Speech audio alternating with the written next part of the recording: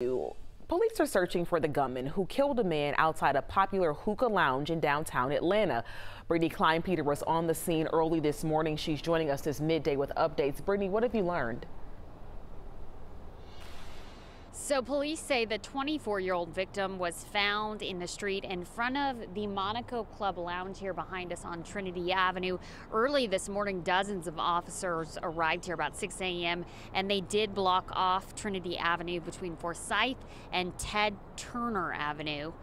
Right now, police believe this started with a fight inside the business that led to a shooting outside of the lounge. Officers tell us the victim died from a single gunshot wound. Dozens of friends and family members have been out here all morning long. They actually just left within the last 30 minutes. But a woman I spoke with says she shares a child with the 24-year-old who was killed and that his nickname is Huncho. Friends tell me he was very well known in the music scene in Georgia and say that he was walking someone to their car in a parking lot across the street when he was shot. Police say they're still interviewing witnesses. We are still in the early stages of the investigation. We have recovered some ballistic evidence here on scene. We are working through speaking to 2 witnesses at this time and trying to assess the validity of the information that they're providing us at this point. 11 Alive reported on another shooting at this same location back in January. No one was injured in that shooting, but this is also the same spot where rapper King Von was killed in November of 2020. I asked the Atlanta Police Department how many shootings they've responded to at this lounge, and I'm still waiting to hear back. Aisha? All right, Brittany, thank you for that update.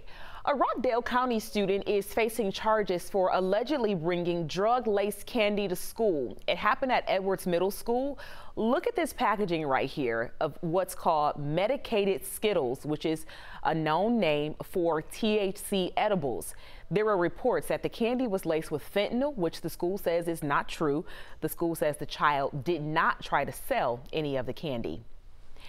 The FBI is offering $10,000 for information on where Sierra Breland might be. The 31-year-old mother was last heard from the week of February 20th while visiting family in Johns Creek. She originally came from Carmel, Indiana. She was visiting with her husband and their 5-month-old son. Her husband, Xavier Breland, reported her missing to Carmel police back in Indiana, but the FBI says there is no evidence Sierra ever made it back from their trip to Georgia. We do have information on how you can report tips. Just head to 11alive.com. Dozens of homes and buildings were damaged by some really powerful storms. Suspected tornadoes in Texas. Look at this video. Luckily, no deaths or serious injuries have been reported. And here's just some of the damage that's west of Dallas, where 80 homes were destroyed and an elementary school was heavily damaged. Now those storms are moving closer and closer to Georgia, and the high winds caused several house fires in Birmingham, Alabama, as you see here. So the fire started in an abandoned house and the wind spread those flames to 3 other homes. Fire crews were able to keep the fire from jumping across the street. Investigators are still working to figure out what caused the initial fire.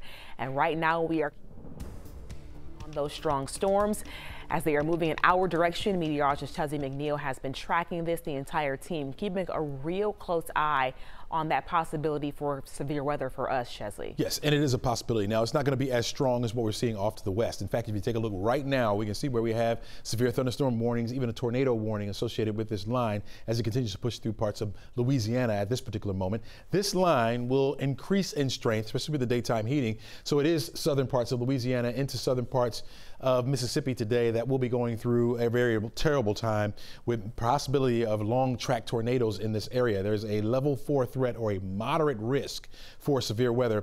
It will continue to push over toward the east. It is expected to weaken as it moves toward us, and so we won't see a moderate risk. It will be down to a marginal risk, that's a level 1, or a slight risk, level 2, and it really will depend on where you are. Up here to the far north, that's where you're under the marginal risk, slight risk just south of the city of Atlanta, and so that will kick in by tomorrow. And so we'll be watching these storms as they advance over toward the east. Now, they're not expected to move into our state until we get to about 10 o'clock tonight. That's when we'll see that initial push of the rain pushing in.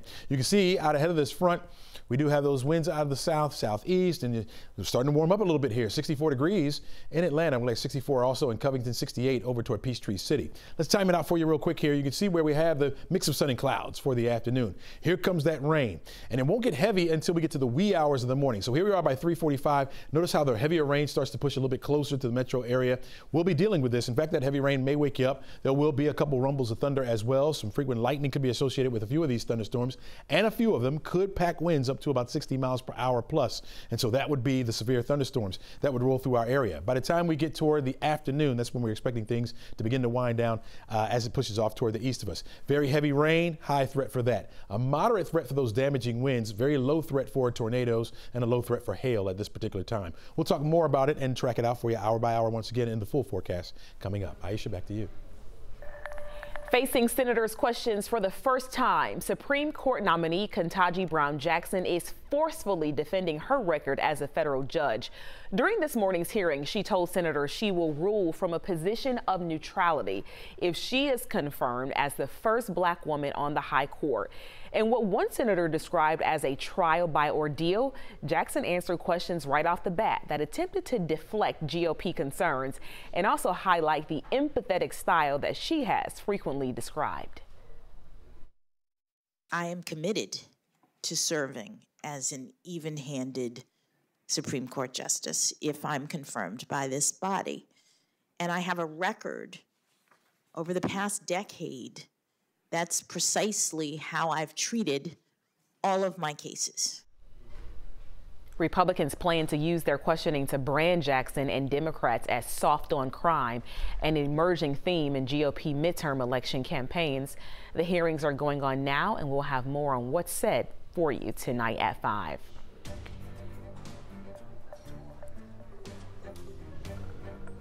After more than 3 weeks of fighting, Russian forces have yet to take control of Ukraine's capital or any major city. And now Ukrainian forces say they have retaken an important suburb of the capital from Russian forces. U.S. officials say troops have the ground they have stalled now as those air attacks ramp up and become more deadly. The mayor of Kyiv announcing a reinforced curfew through tomorrow morning. Meanwhile, in Kherson, hundreds of protesters had to run from gunfire and stun grenades after trying to block Russian military vehicles. So far, more than 2 million people have successfully made it out of Ukraine.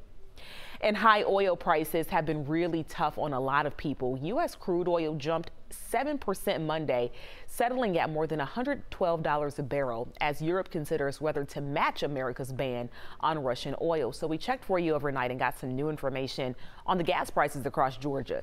AAA reports the average price for a gallon of regular is at $4.07. Yesterday it was $4.11, so going down a little bit for us. Another big industry we are keeping a close eye on, this one is having more of a success story. Georgia's film industry is expanding even more. There's going to be a groundbreaking for new studios in Covington today, and Governor Kemp is expected to be there. Cinely Studios 3 Ring is holding its Golden Shovel event to celebrate the more than 50-acre expansion of their Covington Media Campus.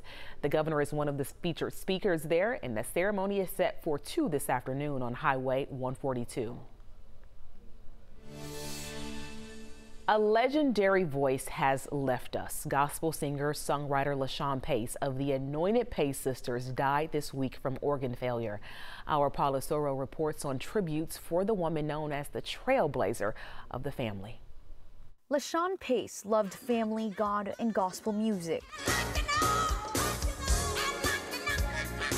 It's that voice and talent that she passed down to her only living child, Arian Rhodes. She wanted to just do the work of an evangelist, and she was a lover and a lavish giver. Pace died Monday at 60 years old from organ failure after being on kidney dialysis for 5 years. Still a very difficult, unexpected goodbye for Rhodes. I told her good night last night, but it wasn't actually a goodbye.